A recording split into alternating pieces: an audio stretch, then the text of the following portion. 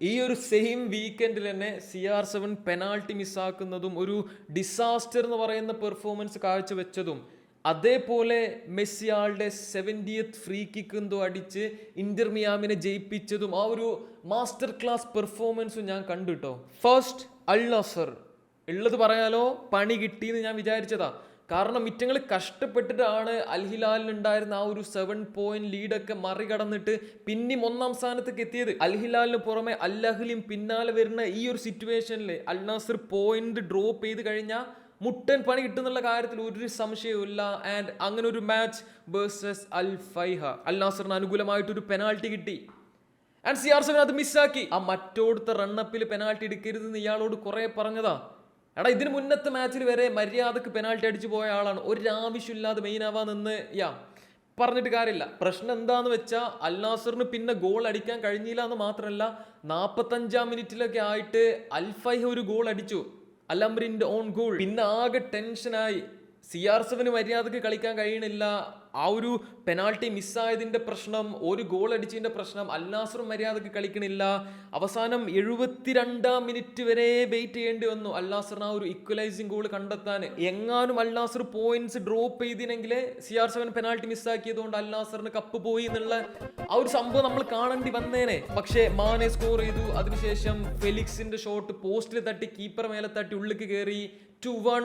And CR7 എന്തോ ചെറിയ injury വന്നത് കാരണം ആള് സബ്ബായിട്ട് പകരം ഇറങ്ങിയ സ്ട്രൈക്കർ, സൗദി സ്ട്രൈക്കർ ആളും ഫെലിക്സും കൂടെ ഒരു കിഡ്ലൻ ലിങ്കപ്പ് ഒക്കെ നടത്തിയിട്ട് ആളും സ്കോർ ചെയ്ത് അങ്ങനെ 3-1 തൽക്കാലം ജയിച്ചിട്ടുണ്ട്.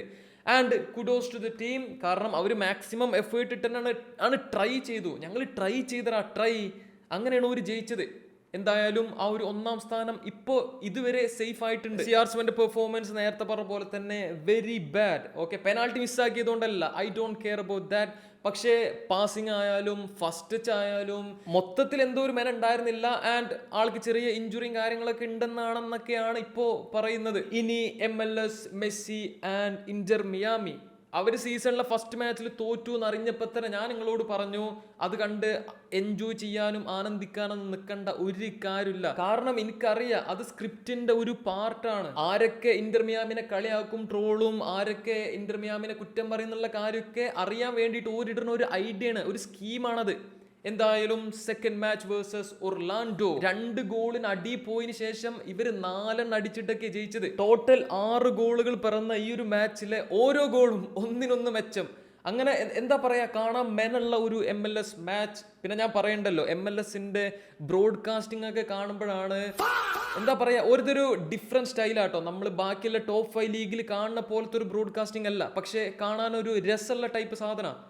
അതുകൊണ്ട് തന്നെ ഹൈലൈറ്റ്സ് ഞാൻ കണ്ടിട്ടുള്ളൂ, ഉള്ളത് പറയാലോ. എങ്കിൽ പോലും നല്ല രസമുണ്ടേന് കാണാൻ. എനിവേ, MLS ഹൈലൈറ്റ്സിന്റെ കാര്യത്തിൽ എന്താ പറയാ, ആദ്യം തന്നെ സ്കോറും കാര്യങ്ങളൊന്നും റിവീൽ ചെയ്യൊന്നുമില്ല.